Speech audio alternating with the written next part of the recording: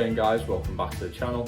If this is your first time clicking on one of my videos, my name is Liam and I live in Liverpool in the UK. I've basically started up my own garage brewery. Today's video is about 300 litre tanks, but if you're interested in starting up your own brewery, certainly if you're based in the UK, then feel free to go and click through my other videos to see exactly how I've done it. So let's check these tanks out.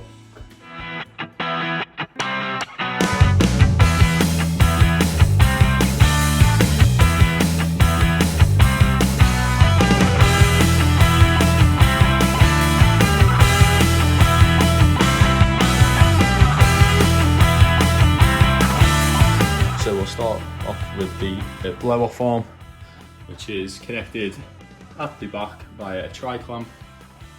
Comes round and down. We've got a 1.5 inch butterfly valve connected to a T-piece, and then here we have the pressure reading, and then this is called a PVRV, which is a pressure vacuum relief valve.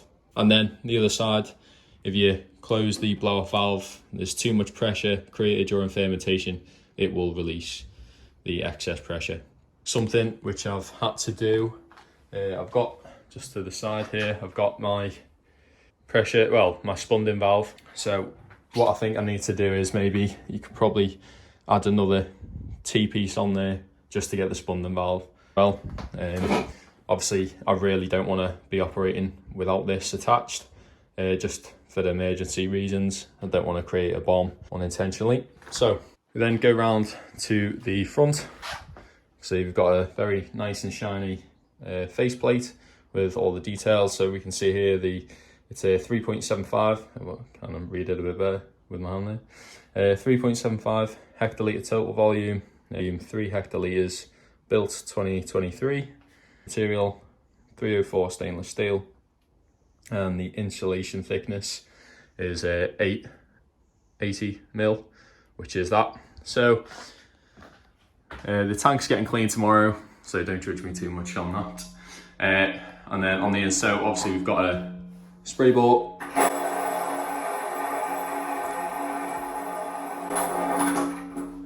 which works very well.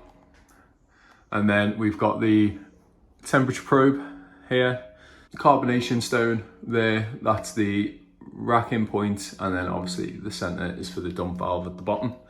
Moving on to the outside, obviously you can see you've got the clamp. I'm not too happy with this valve. It's like a BSP like thread. When I have added pressure, I have had issues of beer leaking from this joint, and I've had to take it off with beer coming out and get some Teflon tape to stop it. And yeah, sometimes I don't always get it right the first time. Obviously just your standard sample valve, open, closed again. So again, just pull out to release, and it locks back in.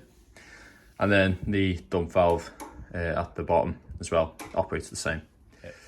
So around the back, we've just got the port for the temperature probe.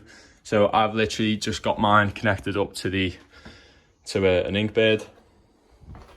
I've come over here.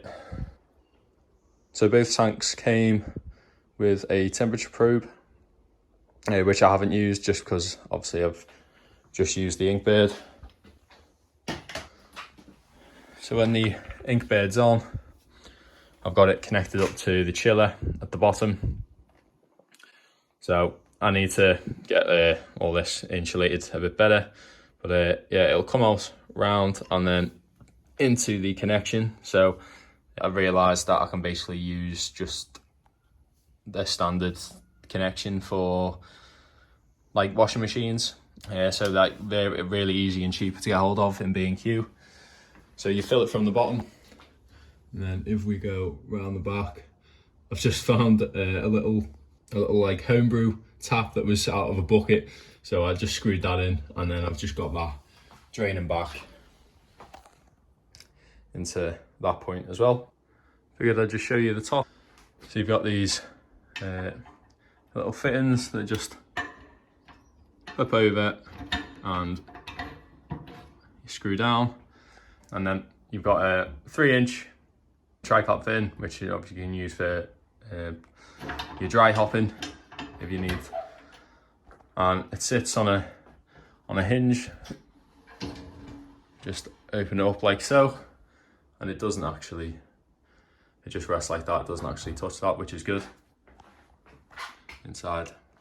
So yeah, that's pretty much everything. So they're the tanks. Let's talk about cost. So when I was looking for some new tanks, I got a couple of quotes. V-Brew Europe weren't actually the cheapest, but I think in the long run they probably would have been. So I'll explain that in a moment. I think Carry Brew, I think they were called, was offering to, well, selling 300 litre unit tanks for I think like 2,100 British pounds, which is obviously a really good deal. With their shipping charges, they only would have got the tanks to the port. I found someone in the UK, Dan, from Small Batch Brewing. If you don't follow, you really should. He's got an amazing kit now. I spoke to him on the phone, and he basically advised me, or made me aware of that once they are shipped and they are at the port, you're charged a ton of fees. You're charged for taking the equipment off the boat. You're charged for loading it on to HGV. You're charged for delivery. You're charged import tax. There is a lot of costs and research that I'd advise you certainly look into. So, which then actually leads me on to V-Brew Europe. The guys that I spoke to are based in the UK. So obviously dealing with them is a lot easier. I chat to them on the phone, no issues. Cleared up any questions that I had. So I really can't fault them. So they quoted me a price of £2,490, which was obviously not including VAT. And I was charged £500 delivery per tank. So that £500 delivery is everything included, and was to get the tanks from China to in my garage. So the total price which I had to pay was £7,416. And that covers, as I say, everything. The tank's getting manufactured, shipped over, delivered to the property. Quality is really good. I can't knock it, to be fair. Would I order them again? Yes. Potential pitfalls of them, I think, would be the carbonation stone, the attachment. As I say, it's a little bit fiddly and it can leak sometimes. Doesn't always, but it'd be nice to just, it seems like an unnecessary issue. These tanks only give 10 litres of dead space. So when I mean dead space, I'm talking about racking the beer off from here, and what's left in the bottom of the cone is approximately 10 litres. So if you're filling it up, really you're talking of like a losses of 3%. So it's still, yeah, it's pretty good. However, whilst it was getting manufactured, I did actually ask if I could get a rotating racking on with a little dip tube inside, so I could go into that dead space a little bit more, but they weren't able to do that, unfortunately. So yeah, all in all, pretty happy with the tanks. Good quality, they look great. Are they necessary? No, but I think starting this journey for me has always just been about enjoying it. It takes up a hell of a lot of my time. I'm obviously working full-time, doing this full-time. I'm also in education, so I'm still doing exams every now and again, and it's a lot. So anything I could have done to make the brewery more fun and enjoyable, because that's all it's about for me. Just surrounding myself with stainless steel, having the kind of the spray arm, having the rotating CIP wall in the top just makes cleaning them just such a breeze. Easier to clean than some of my homebrew fermenters. So if I have forgotten to mention something, or you do have any questions about the tanks, then obviously feel free to drop some comments down below. If you've enjoyed this video and found it interesting, or maybe it's helped you made your decisions with your brewery, don't forget to hit the like, and thank you so much for watching. I shall see you guys very soon. All the best.